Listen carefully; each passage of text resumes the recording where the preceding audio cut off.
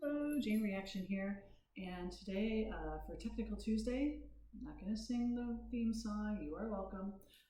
Today we're going to talk about a topic that's near and dear to my heart, and that is using full-length handle bands versus mini bands. So what if you have one or not the other? Or what if you have only one of one kind, it's like not the resistance you want, or basically, how do you alternate or how do you change moves between one or the other? So I'm going to talk about that in gross detail today. It's exciting, I promise. Okay, so both of these kinds of bands are lightweight and portable. These are obviously lighter weight and portabler than these. These are actually pretty nice. I'm digging these. These are cool because they have a carabiner that allows you to attach and change the handles out. Makes them a little heavier, but pretty sturdy. These are definitely different. So what makes one better than the other? Well, I wouldn't say that one's better than the other. Ideally, it's great to have both, and I'm so happy that I finally do. But if you don't, let's talk about things you can do to, work with what you got. Work with what you got. So, we're going to sort of break this up into upper body moves and lower body moves. And there are two main points that you need to think about. The first point is anchor points, okay? So with your large bands, your anchor point is typically going to be your foot, or it's going to be an external anchor point. So for example, I'm going to show some moves where I'm anchoring against my weight rack, fairly stable, and it has like a vertical pole. Another thing that you can typically do is you can have an anchor point against the wall. So as you can see, I have a band already set up in one of these nifty little, it's basically like a strap with a little bloop on the end. You stick this over the door and then bloop gets stuck on the door, and then you thread your band through. Okay, so usually you're going to be using an external anchor point with your handle bands because they're nice and long. Okay, with your mini band, you ain't got time for that, you ain't got room for that. Because it's so short, your anchor point is usually going to be somewhere on your body. Okay, so you're going to be using your body to provide the resistance, and I'll talk more about that in a little bit. Another thing to note is that with handle bands, it's very easy to just wrap it around something, and then you have, since it's open, so it's not a closed loop, it's easy to just wrap around things, and then you have two handles and you have a point, and it makes it very versatile in that way. With the mini band, it's a closed loop, so you can try to set up you can try to loop it around things, but then it's very complicated because it's so small and you don't have a lot of space. The third type of bands, which are the large loops, actually are sort of like a cross between the two. I'll talk about them in a future episode, where you can loop them around things easily, and then they're longer, but then they're also closed. And those have their own sets of pros and cons. So usually what's going to happen is that when you're doing a move that requires wrapping around two things and moving, like your arms or your legs, the mini bands are great. And you can do similar movements with this, but it comes unwieldy. I'm going to show you some options in a minute. Whereas for things that are like sagittal plane motions like curls and presses and upper body stuff like that, that's where the handle bands really shine. So I'm going to demonstrate with my handle band and my mini band. We're going to go through a set of moves. So the first set of moves I want to talk about are going to be upper body moves, where the handle bands really excel. And that's going to be for a lot of upper body stuff like curls, presses, etc. So basically, for these kind of upper body moves, my foot is going to be the anchor point, and I'm just going to perform the movement as if I had dumbbells. So there's my curl, my overhead press. Let's curl to overhead press. Okay, I can bend over. I can do tricep extensions. So those are some examples. Now I can do all of those movements with the mini band. What's going to happen is that now I need to use my other hand as the resistance, okay? I don't really have room to do it on my foot. You could get creative by trying to go into a lunge position. That is an option. But mostly what I'm going to do is I'm going to just use my other hand for resistance. So for example, my arm will be down for my curl. Okay. My arm's going to move up a little bit for my overhead press. And this is just to make sure that I get a good range of motion. Because if I had it down here, I couldn't really get up higher. So here I had like right around my sternum. Okay. And then for my extension, I'm going to put my hand right at my shoulder. And now I have a tricep extension with the band.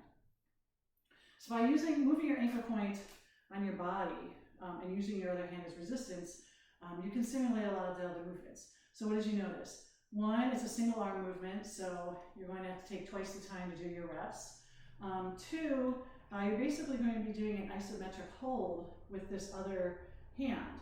So you're going to be getting an extra workout because your hand's providing all this extra tension, although it's working different muscles, obviously. So to even it out, you have to make sure you get, do the other side. Another interesting aspect is doing a low anchor point. So for example, if we do a low row, or seated row, I just use a low anchor point, sit back, relax, and just pull, pull, pull. Very easy, right? What does that look like with the mini band? Well, for the mini band, I have a couple of options. If my band is strong enough, I can place it around both feet and simulate the movement with both hands at one time, okay? Or I can just do one foot and do the rowing motion like that, okay? But what about if we do a high anchor point? I'm gonna swap these out.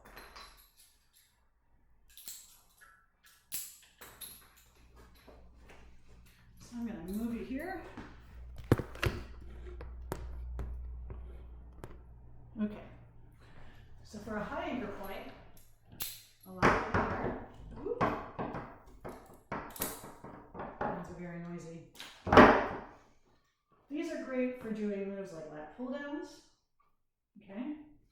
Or for flipping it around and doing shoulder presses, okay? So again, if you want to simulate that with the mini band, what does that look like? For the lat pull down, you're basically going to get it overhead and pulling down like this. And then for the press, it looks a little bit like this, okay? So it's a little more awkward and the force is in a slightly different direction. So it won't be perfectly simulating, but you still get the general idea. So those are upper body movements.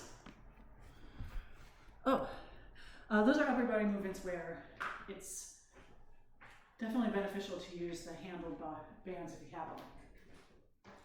So where does the mini band excel for upper body movements? Basically anything with abduction, whether it's horizontal abduction or any sort of separation movement between these two.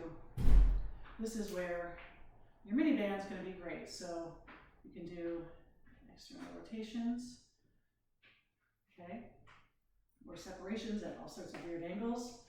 If you're going to do that with the bands, or with the handle bands,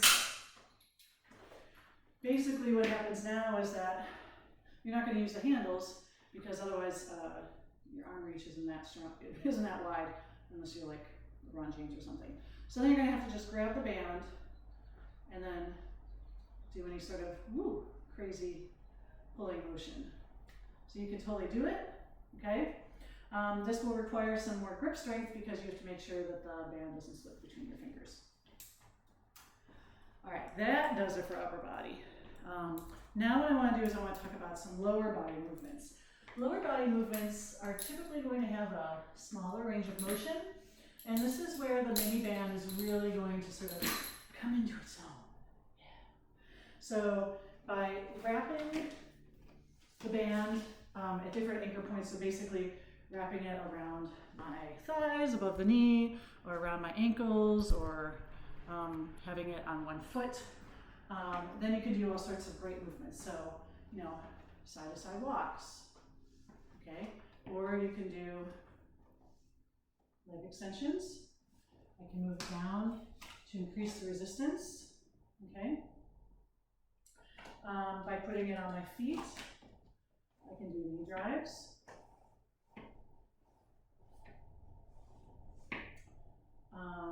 Can lay down,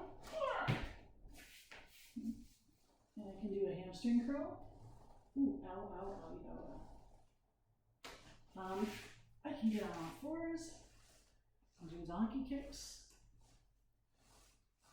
And if I want, I can come out to the side, and they're a little tougher. I can do like leg extensions or rainbows and stuff like that. So what happens when you try to do this with the handle bands? Well, it gets a lot more complicated, okay? So you have a couple of options. For these, since they have a carabiner, I can wrap it around my legs and hook the carabiner on. Of course, what happens then is that your resistance goes up really fast. Another way you can do this is, like I said, you want to just sort of jerry-rig. Let's move this around so it's happening in the front. So I can take my two bands, loop them through a couple of times, and okay, now I have a band around my foot. Okay, so I can use that to try to get my resistance. Some motions, like the single leg lifts or the abduction with the legs, you might want to use a low anchor point. So what might that look like?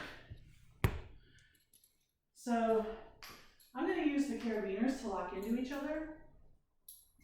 And since, I mean, you could do this with the handles too, is the way I just showed you. But I'll make this a little cleaner. So another thing that you can do is you can use this as a low anchor point. We're going to do leg lifts, kickbacks, and knee drives, a little clunky, okay? You can also do things like, banded walks. Obviously, if you have the mini band, you just put your band around your legs and you go. But you do have to get a little more creative here. So when I was in a tabletop position, again, it was very easy to just put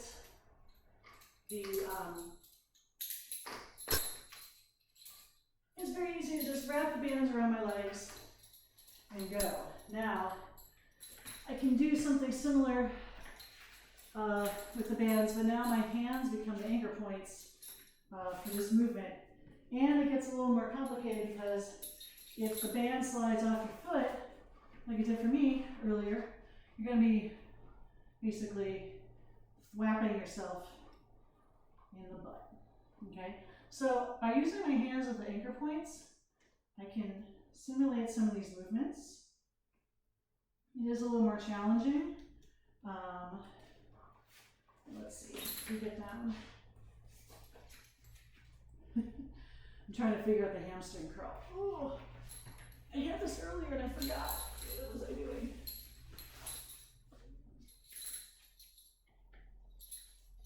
Enjoy this view of my butt real quick.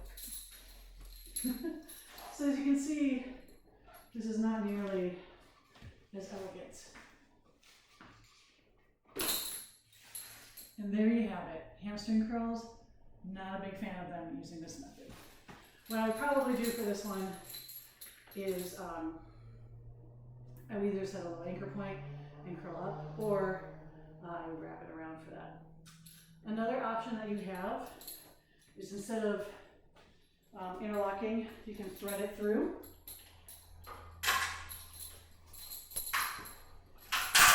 So then you can use this as a hook for your foot,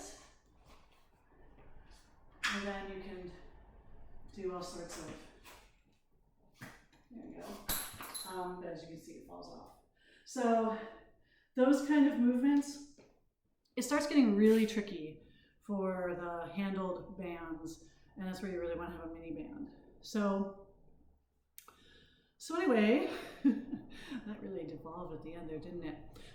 So now you've sort of seen like two sets of moves. The mini bands really work well on a lot of the lower body movements, whereas the handled bands work really well for upper body movements.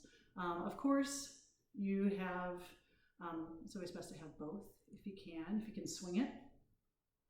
But if not, you can get creative and figure out how to, jerry rig one way or the other. So that's it. And if there's a particular move that you want to see performed, with free weights, long handle bands, and mini bands, comment below and I'd be happy to show you. So thank you. Until next Tuesday, have a great week.